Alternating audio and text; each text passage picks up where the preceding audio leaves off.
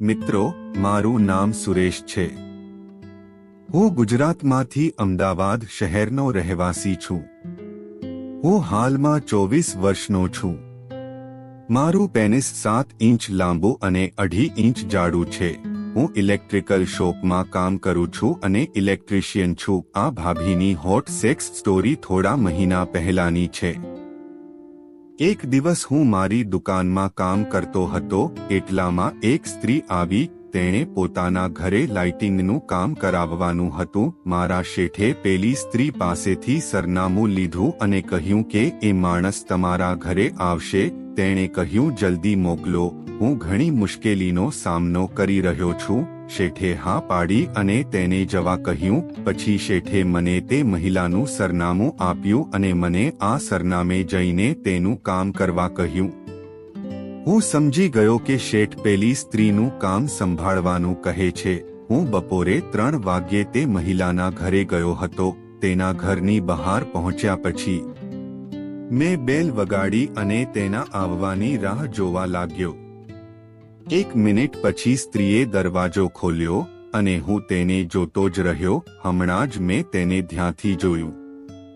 તેણીની મજબૂત કમર 34 ઇંચ હતી. તેણીના સ્તનો 36 ઇંચ લાંબા હતા અને તેણીની ગરદબ 38 ઇંચ ઊંચી હોવી જોઈએ. તે ખૂબ જ સુંદર દેખાતી હતી. તેણે મારી સામે જોયું અને પૂછ્યું, હા કહો. મેં તેને કહ્યું કે હું ઇલેક્ટ્રિકલ કામ કરવા આવ્યો છું. તેથી તેણે મને અંદર આવવા કહ્યું અને કહ્યું કે આખા ઘરની લાઇટો બંધ છે. શું થયું છે ખબર નથી. તેને ઝડપથી ઠીક કરો. જ્યારે હું મુખ્ય ઇલેક્ટ્રિક બોર્ડની નજીક ગયો ત્યારે મેં જોયું કે ફ્યુઝ ફૂંકાયેલો હતો. મેં તેને જોડ્યું અને ઠીક કર્યું અને ઘરની વીજળી ચાલુ કરી અને જોયું કે લાઇટ પાછી ચાલુ થઈ ગઈ હતી.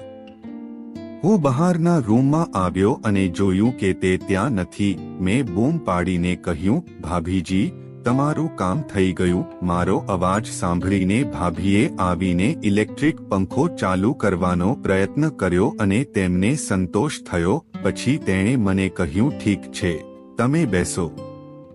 હું હમણાં જ આવ્યો. હું સોફા પર બેઠો. પછી ભાભી બહાર આવી. તેણે મને પાણી આપ્યું અને કહ્યું, તું મને તારો ફોન નંબર આપ. ફરી કોઈ સમસ્યા હશે તો હું તને ફોન કરીશ. તમારું નામ શું છે? મારું નામ કહ્યા પછી મેં તરત જ મારો ફોન નંબર આપ્યો. આ પછી ભાભીએ મને કામના પૈસા આપ્યા અને હું દુકાને પાછો આવી ગયો. 2 દિવસ પછી મારા ફોન પર એ ભાભીનો ફોન આવ્યો. તેણી કહેવા લાગી, સુરેશ, મારા ઘરે આવો. મારે તમારા માટે થોડું કામ છે. દુકાને જતા પહેલા હું પેલી ભાભીના ઘરે આવી ગયો. બીજી તરફ મેં જોયું કે ભાભીએ આજે લાલ રંગની સાડી પહેરેલી હતી. આ સાડી અને સ્લીવલેસ ડીપ નેક બ્લાઉઝમાં તે અદ્ભુત લાગી રહી હતી. તેના ઊભા થયેલા સ્તનો જોઈને હું ઉત્તેજિત થવા લાગી. જલ્દી મેં તેને આ સ્વરૂપમાં જોયો. મેં આજે તેને ચોદવાનું નક્કી કર્યું. મેં તેના સ્તનો તરફ જોયું અને કહ્યું, હા, શું વાત હતી? તેણે કહ્યું, મારા રૂમનો પંખો બંધ છે. આવો અને એક નજર નાખો. હું તેની સાથે તેના બેડરૂમમાં ગયો. પંખાની ઊંચાઈ થોડી વધારે હતી એટલે મેં મારી ભાભી પાસે સ્ટૂલ માંગ્યું. ભાભીએ એક સ્ટૂલ તરફ ઈશારો કર્યો એટલે હું એ સ્ટૂલ લઈને તેના પલંગ પાસે આવી. મેં મારી ભાભીને કહ્યું, કૃપા કરીને સ્ટૂલ પકડો. ભાભીએ સ્ટૂલ પકડી રાખ્યું અને હું ઉપર ચઢી ગયો. સ્ટૂલ પર ચડતી વખતે મેં તેના સ્તનો તરફ જોયું. તેઓ ખૂબ જ ભરેલા અને દૂધિયા રંગના હતા. મેં પંખા પર ધ્યાન આપ્યું અને થોડી વારમાં પંખો ઠીક કરીને નીચે આવી ગયો. મેં પંખો ચાલુ કર્યો અને ચેક કર્યો અને મારી ભાભીને કહ્યું, અહીં ભાભી, તમારો પંખો ચાલુ થઈ ગયો છે. મારા આ સંવાદ સાંભળી ભાભી હસી પડ્યા. તેને હસતો જોઈને મેં ભાભીને પૂછ્યું, ભાઈ સાબ દેખાતા નથી. શું તમે એકલા રહો છો? ભાભી કહ્યું, હા, તે મારો વ્યવસાય કરે છે.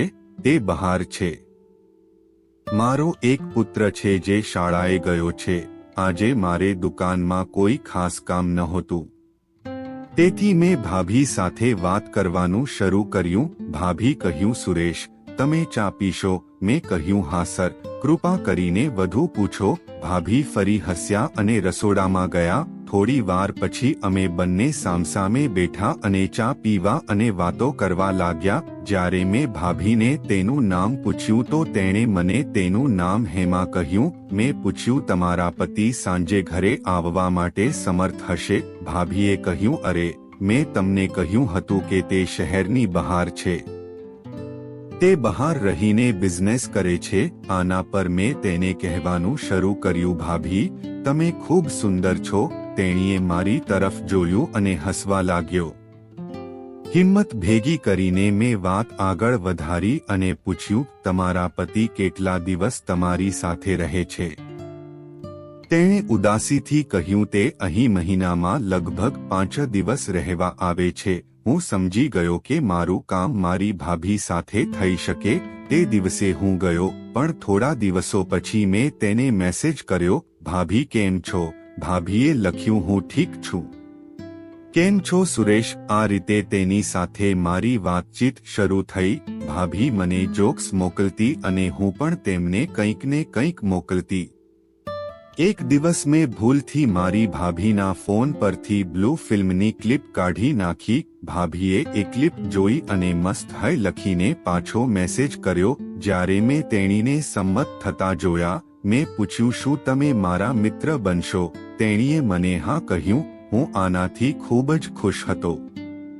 હવે અમારી વાતચીત શરૂ થઈ.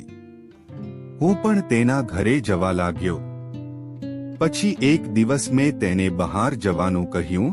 તે સંમત થઈ. હું મારી ભાભીને મારી બાઇક પર સવારી માટે લઈ ગયો. તે દિવસે મેં તેને નિર્જન જગ્યાએ ચુંબન કર્યું. તેથી તેણે કશું કહ્યું નહીં. આના પરથી હું સમજી ગયો કે તેને પણ આ બધું ગમ્યું. તે દિવસે તેણીએ તેના પુત્રને પણ ઉપાડવાનો હતો. તેથી તેણીએ તેને શાળાએ મૂકતી વખતે મને જવાનું કહ્યું. મેં તેને તેના પુત્રની શાળા પાસે મૂકી દીધી અને ચાલ્યો ગયો. સાંજે તેનો મેસેજ આવ્યો, સુરેશ, તું આજે રાત્રે મારા ઘરે આવ. હું સમજી ગયો કે આજે મને મારી ભાભીને ચોદવાનું કામ મળી ગયું છે. હવે હું રાત આવવાની રાહ જોવા લાગ્યો. હું મોડી સાંજે 8:30 વાગ્યે તેના ઘરે પહોંચ્યો. મેં જોયું કે ભાભીએ કાળી સાડી પહેરેલી હતી. તેમને એક પુત્ર પણ હતો. તેને સૂઈ ગયા પછી તે મારી પાસે આવી અને મને ખવડાવવા લાગી. તેણે મને તેના હાથથી ખવડાવ્યું. મેં તેની સાથે રાત્રિભોજન કર્યા પછી તેને જોયો. તેણે કહ્યું, સુરેશ, તમે આજે અહીં સૂઈ જાઓ. હું આનાથી ઉત્સાહિત થઈ ગયો. મેં તેની તરફ જોયું અને તે હસી પડી. મેં મારા શિષ્યને સ્નેહ આપવાનું શરૂ કર્યું અને આરામ કરવા રૂમમાં જવાનું શરૂ કર્યું. તે બીજા રૂમમાં ગયો અને તેના પુત્રને સૂવા લાગ્યો. થોડી વાર પછી તેનો દીકરો સૂઈ ગયો. પછી તે મારી નજીક આવી અને મને લિપ કિસ કરવા લાગી. હું પણ તેને ચુંબન કરવા લાગ્યો. તે પછી મેં તેની સાડી, બ્લાઉઝ અને પેટીકોટ કાઢી નાખ્યા. હવે તે માત્ર બ્રા અને પેન્ટીમાં જ રહી ગઈ હતી. તેને આ રૂપમાં જોઈને મારું શિશ્ન ધબકવા લાગ્યું. મેં મારા કપડાં પણ કાઢી નાખ્યા. તેણીએ મને કહ્યું, તમારું શરીર ખૂબ જ મજબૂત છે. મેં કહ્યું, મારા શિશ્ન આ કરતાં પણ મજબૂત છે. ભાભી, શિશ્નની વાત સાંભળીને ભાભી મને જોરશોરથી કિસ કરવા લાગ્યા. હું પણ ભાભીને ચુંબન કરવા લાગ્યો. મેં તેના રસદાર હોઠ અને ગાલને ખૂબ ચુંબન કર્યું. પછી મેં તેની બ્રા કાઢી અને તેના મોટા સ્તનોને દબાવવા અને માલિશ કરવાનું શરૂ કર્યું. ખરેખર આજે હું બહુ ખુશ હતો. હું માખણ દૂધ વાહિયાત મળી. પછી મેં ભાભીને સાવ નગ્ન કરી દીધી અને તેની ચૂંટમાં આંગળી મારવા લાગી. ભાભીના નશાભર્યા આહલાદ નીકળવા લાગ્યા. જલ્દીથી મારી આગને ઠંડો કર સુરેશ, મને ખૂબ તરસ લાગી છે. ભાભીના આ માદક અવાજોને લીધે મેં તેને સીધું સુવડાવી દીધું અને મારું મોં તેની ચૂંટમાં નાખ્યું. મારી જીભ સાથે ભાભી માતાનો પુસી ફકિંગ શરૂ કર્યું. ભાભીને તેની ચૂત ચૂસવામાં ખૂબ મજા આવતી હતી. તેણીની ગરદબ ઊભી કરતી વખતે તેણીએ કામુક અવાજો બનાવવાનું શરૂ કર્યું. રાજાની અંદર વધુ મૂકો, વધુ મૂકો. આજે મને ફાડી નાખો. કૃપા કરીને, હું હવે પકડી શકતો નથી. ઝડપથી ડીકને અંદર મૂકો, પછી હું મારા શિશ્ન તેના મોંમાં મૂકી. પેનિસ જોતાની સાથે જ ભાભી બોલી ઉઠ્યા, હે ભગવાન, આટલું મોટું શિશ્ન! આજે હું ચોક્કસ મરી જઈશ. તેણીએ શિશ્નને મોઢામાં લેવાનું શરૂ કર્યું. શિશ્ન ચૂસવાથી પચ પચ પચના અવાજો આવવા લાગ્યા. પછી અમે બંનેએ 69 પોઝિશન લીધી. હું મારા મોં સાથે તેના પૂસી ફકીંગ શરૂ કર્યું અને તે મારા ટોટી ચૂસીને શરૂ કર્યું. થોડા સમય પછી ભાભીનું સ્ખલન થયું. હવે મારા શિશ્ન તેના પૂસી દાખલ કરવા માટે ખૂબ જ મુશ્કેલ બની ગયું હતું. મેં ભાભીના પગ ફેલાવ્યા અને મારા શિશ્નને તેની ચૂત પર ઘસવા લાગ્યા. ભાભી, હવે અંદર મૂકો રાજા. હવે મારાથી સહન નથી થતું. ઝડપથી અંદર મૂકો. મેં હમણાં જ મારા શિશ્નની ટોચ તેના ચૂતમાં દાખલ કરી હતી. જ્યારે તેણીએ ચીસો પાડી, ટોચ, મમ્મી, હું મરી ગયો છું. તેના પૂસી ખૂબ જ ચુસ્ત હતી. મેં હળવા દબાણ સાથે મારા શિશ્નને દાખલ કરવાનું શરૂ કર્યું. મારું શિશ્ન તેની ચૂતમાં અડધું જ ગયું હતું જ્યારે તેણીએ ચીસો પાડવાનું શરૂ કર્યું. તે મરી ગઈ છે. તેને બહાર કાઢો. તે ખૂબ જ પીડાઈ રહ્યું છે. પણ મેં ભાભીની વાત ન માની અને તેને વધુ જોરથી ધક્કો માર્યો. મારું સમગ્ર શિશ્ન પૂસીમાં ગયો હતો. ભાભીને બહુ દુઃખ થતું હતું. તેણી વેદનામાં હતી, પરંતુ મેં મારી આંખો બંધ કરી અને વધુ ઝડપથી દબાણ કરવાનું શરૂ કર્યું. થોડી વાર પછી ભાભી પણ સાથ આપવા લાગ્યા. લંડનો આનંદ માણતી વખતે તેણીએ પણ કામુક અવાજો કાઢવાનું શરૂ કર્યું. ઈસસ, ફક મી કિંગ. હું મારા શિશ્નને અંદર અને બહાર ખસેડવામાં વ્યસ્ત હતો. 20 મિનિટ પછી હું સ્ખલન કરવાનો હતો. તેથી તેણીએ કહ્યું, અંદર સ્ખલન. હું ભાભી, માતાનો પૂસી અંદર સ્ખલન. થોડા સમય પછી તેણીએ ફરીથી મારા શિશ્નને પકડી લીધું અને તેને તેના મોંમાં ચૂસવાનું શરૂ કર્યું. રાઉન્ડમાં આ વખતે મેં તેણીને ઊંધું ચત્તું કરી દીધું અને તેણીની મૂર્ખને ચોદવાનું વિચાર્યું. તેણે પહેલા ના પાડી, પરંતુ તેણી સંમત થઈ. મેં મારી ભાભીને કહ્યું, ભાભી, તમે ઘોડી બનો. ભાભીએ તેની ગર્દભનું છિદ્ર બતાવવાનું શરૂ કર્યું. તેથી મેં તેની ગર્દભમાં ખૂબ થૂંક લગાવી અને મારા શિશ્નને પણ ચાટ્યો. મેં ધીમે ધીમે મારા શિશ્નને ગર્દભના છિદ્રમાં દાખલ કર્યું, પરંતુ અંદર ગયો નહીં. પછી મેં જોરદાર ગોળી ચલાવી અને અખરોટ અંદર ગયો. તે જોરથી બૂમ પાડી, મેં તને મારી નાખ્યોમાં. તે ફરીથી ચીસો પાડે તે પહેલા મેં તેને વધુ એક સખત શોટ આપ્યો. આ વખતે આ ધક્કામાં મારું આખું શિશ્ન તેની મૂર્ખના મૂળ સુધી પ્રવેશ્યું. તેણી પીડાથી રડવા લાગી, હું મરી ગયો છું. તેને બહાર કાઢો, તું બાસ્ટર્ડ. તને માતાની ડીક મફતમાં મળી છે. તેથી તમે મને વેશ્યા સમજીને વાહિયાત કરી રહ્યા છો. હું હસતી અને તેના ગર્દભ ફકીંગ રાખવામાં. ધીમે ધીમે તેને પણ મજા આવવા લાગી. તેણીએ સુંદર અવાજો બનાવવાનું શરૂ કર્યું.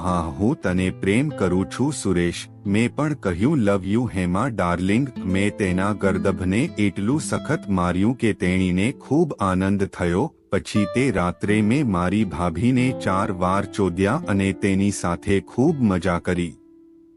હવે તે તેના પતિ કરતા મારી સાથે વધુ મસ્તી કરવાની વાત કરે છે. ભાભી કહે છે કે તેનો પતિ તેને માત્ર 5 મિનિટ માટે જ ચોદવામાં સક્ષમ છે. પછી તે સ્ખલન થાય છે અને સૂઈ જાય છે. જ્યારે તેની આગ ઠંડક ન પડતી ત્યારે તે તેની ચૂતને આંગળીથી બુઝાવતી હતી. હવે જ્યારે પણ હેમા ભાભીને ચોદવાની ઈચ્છા થતી ત્યારે તે મને ફોન કરતી.